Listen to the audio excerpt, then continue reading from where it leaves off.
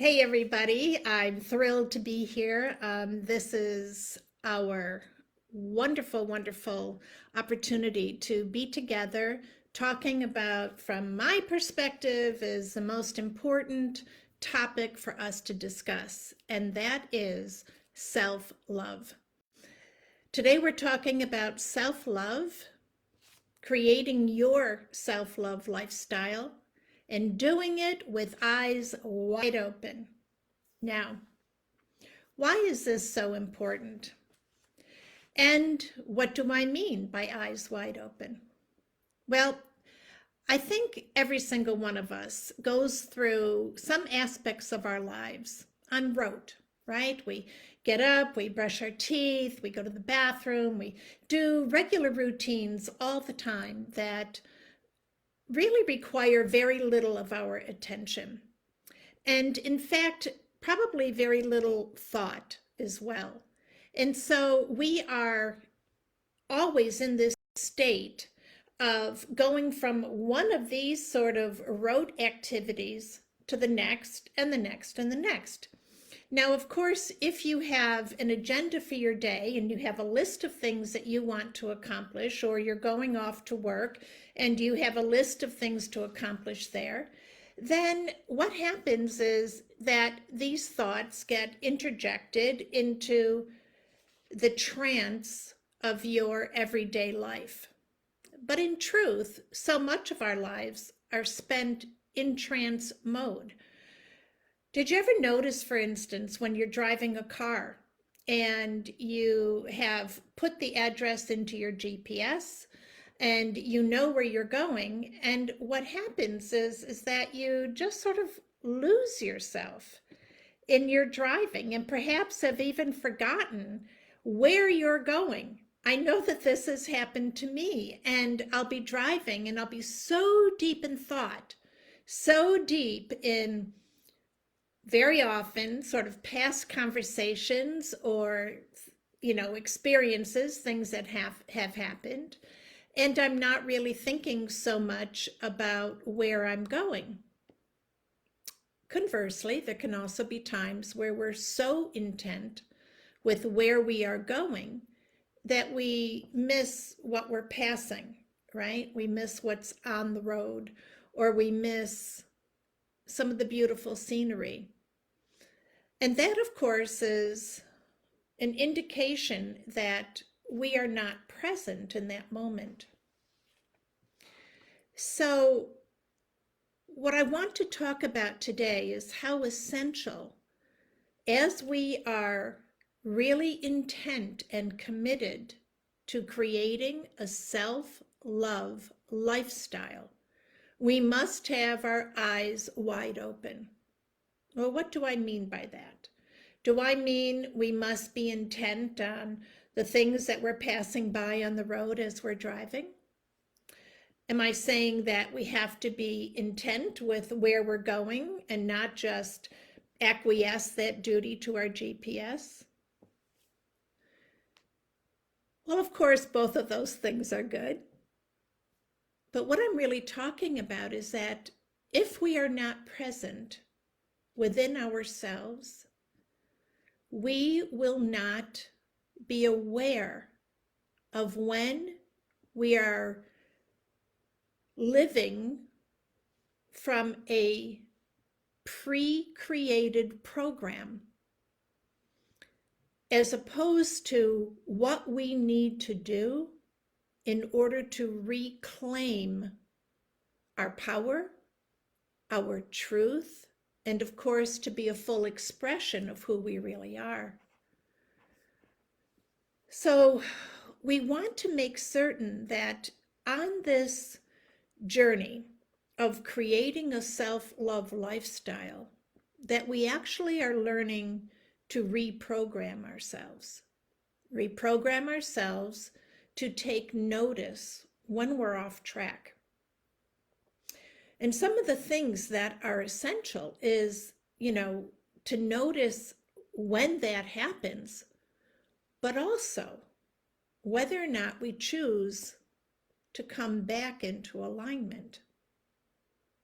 So let me give you some examples about my own life and what I noticed, and why I noticed that this was absolutely 100% essential in my creating a self-love lifestyle. Now, number one, if you have not watched the video from last week, I want to invite you to please do that, because I'm very clear there about what is self-care and what is self-love. And they are on two completely different ends of the spectrum. And just to recap very quickly, self-care is anything that you do that comforts you. It soothes you. It softens you. It makes you feel a bit better than where you were just moments before. And in that video, I think I used, a couple of different examples, like putting on a hat when you're cold, right? Right away, you're warming up. Taking an umbrella if it's raining, right away, you're choosing to be dry. For myself, I go for pedicures, reflexology, things like that. But self-love is going to 100% take you out of your comfort zone. And this is where I found so much of the issue is. In fact, sometimes it's so far out of our comfort zone that we choose not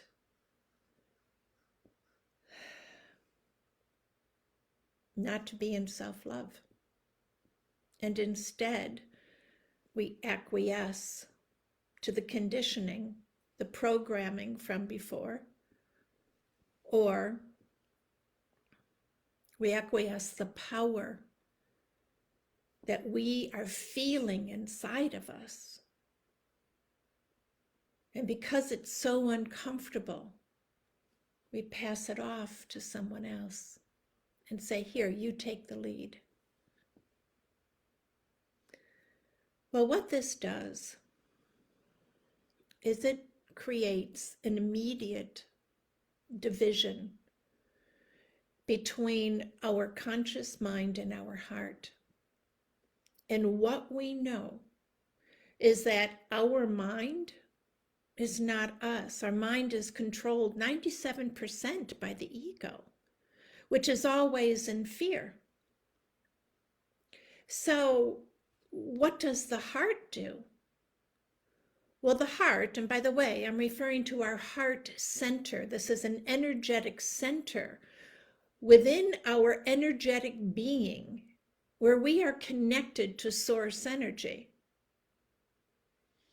And so when we create, and we created this illusion of division by choosing the pre-programming rather than to just let our heart lead. In other words, let the energy of source, which is a creative energy, to lead. We shrink our entire vibrational field down.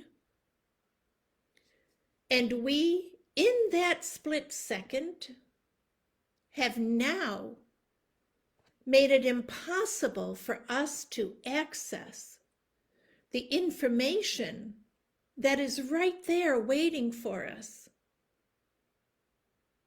that will give us all the confidence and the ease that we need in order to follow the urgings of source or creation.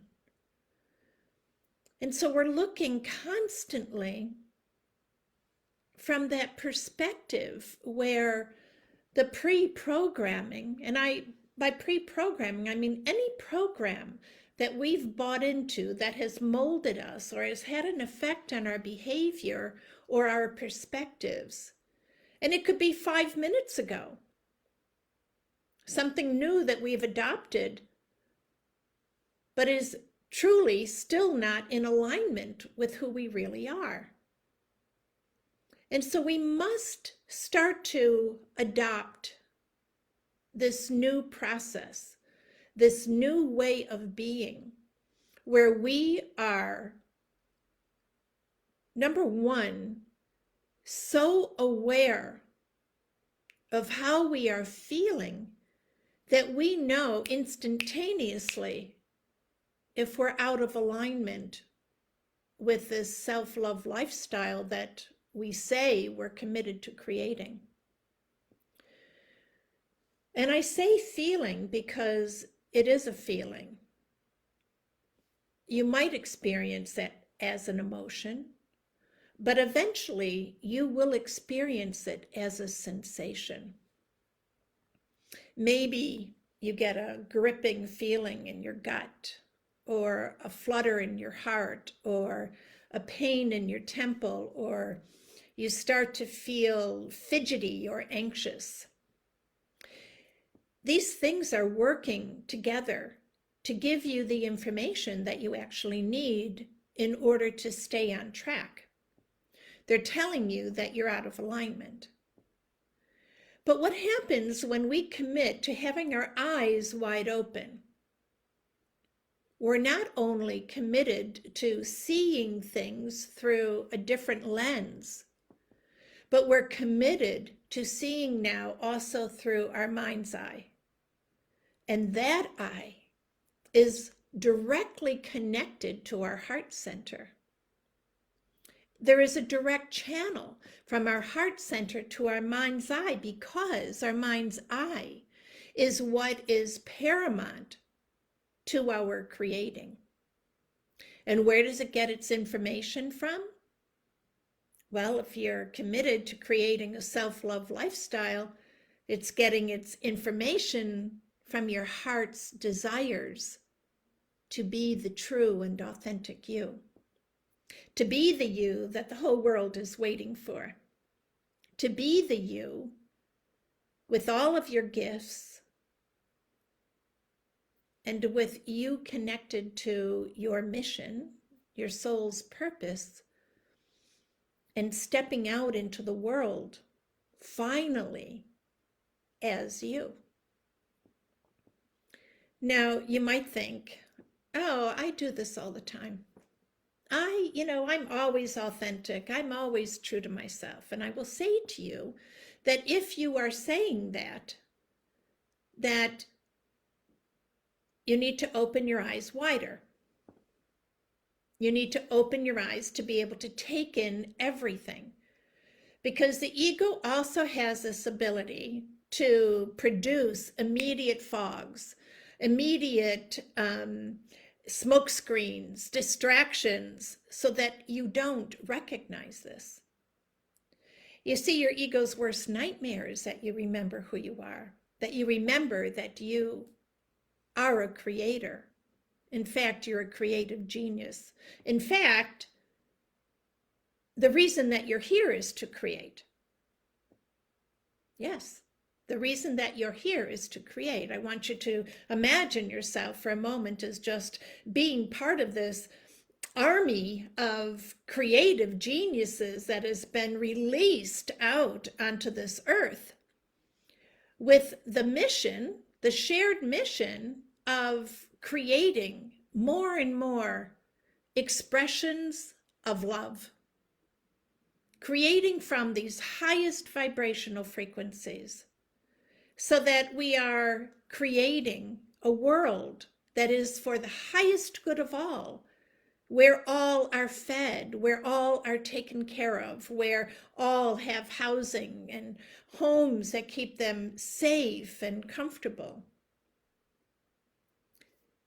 This is what we're here to create. But guess what?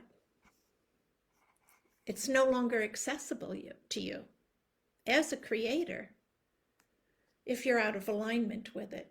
So you can see why the ego works so hard to keep you distracted. So here we are. What do we do? Well, one of the things that I do, and I do this all the time, is that I recommit. And particularly when I have caught myself being out of alignment, This happened to me just the other day. I was in a conversation with someone, and I began to notice that I was uncomfortable in my seat. The conversation that this person was commandeering was one where they were putting other people down. In other words, making themselves appear to be bigger and more knowledgeable and more right than someone else was. And as they were talking, I could feel myself more and more getting agitated, getting upset. And I remembered that feeling, of course, is a flag. It's like an invitation. And the invitation for me in that moment was to excuse myself and go to the ladies' room. Because I needed to bring an end to that energy immediately and its effects on me. Because that agitation was turning into anxiety, was turning into stress. And of course, I know the effects of that on my body. And my body is my vehicle for delivering everything that I am to you, to the world.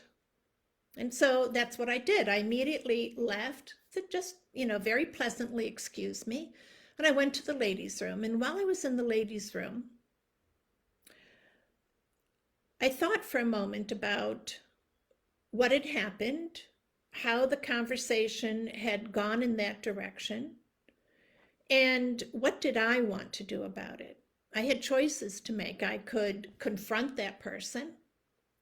I could, just be very abrupt and say, that's enough. I don't really want to hear that anymore. I could just say, hey, I didn't realize what time it is. I really have to leave. Or I could take my power back. Notice the difference? And what my power told me in that moment was that I had the ability to create something completely new. And so what I did when I went back to the table is, rather than coming from a place of being confronted or confronting that person or being affronted, I came from a place of pure love. And from there, I was able to create a brand new conversation, actually talking about love. And from my experience, there is no greater subject that opens up higher frequencies than talking about universal love.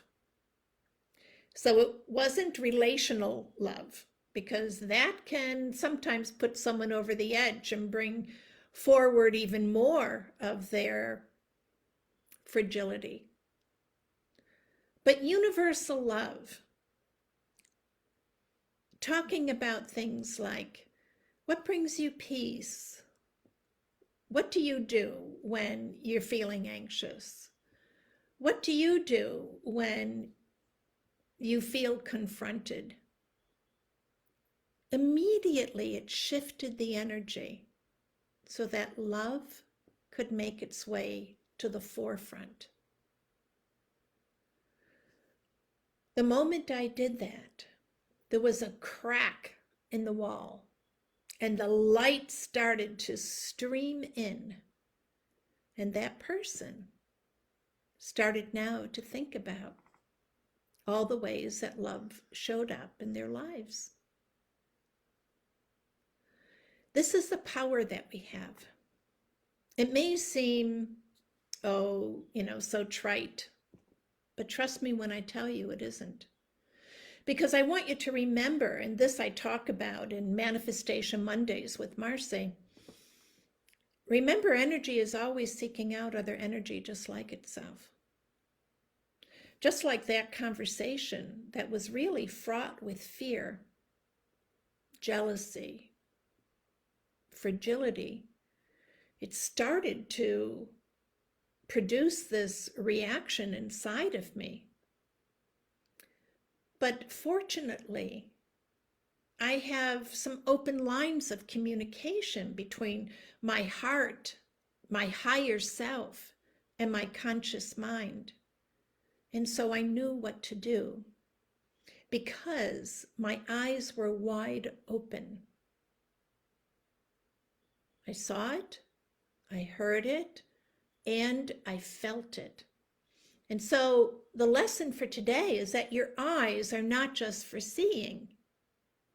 Your eyes are for sensing. And all of your senses work together. So eyes wide open requires that you allow that you accept that this is an invitation to you. Whatever you are seeing, inside and out, is there simply to reflect back to you that you have a choice. And how will you go forward? What do you want to create? And again, it's a lot of what we talk about in Manifestation Mondays. But in our self-love lifestyle that we are creating right now, we're doing it in order to step fully into our power. There is no other way. There is no other way than to create a self-love lifestyle. Because we're humans. And we come with a lot of stories and baggage and programs that want to lead us astray. So I'm going to leave that with you. Definitely food for thought. I'd love to hear about some of your own experiences, how this has happened to you, and maybe what you did and what you didn't do. And let's start talking about this more. But in the meantime, I want to leave you with this affirmation. And the affirmation, of course, begins with I am. Because that's what self-love and this journey of creating a lifestyle is all about. Accepting that I am a divine being. So let's start. I am a divine being of light. I am the voice of love in this world and all worlds beyond. I am the voice for love. And so take that with you. Repeat it to yourself multiple times daily. And then make certain to let us know what's happening in your life and to those programs that have had their way with you, but whose day has come to be let loose and for love to have its way. So much love to you. I'll see you again next week. And next week, by the way, of course, is very exciting. It is our very first live workshop where you will be able to ask me questions directly. I'll be able to help you, coach you, support you in whatever way is necessary to you coming back into your heart and remembering I am. So you'll be getting a registration link for that, and I do hope that you'll join me and join others that are like-hearted and like-minded too. So much love. See you next week.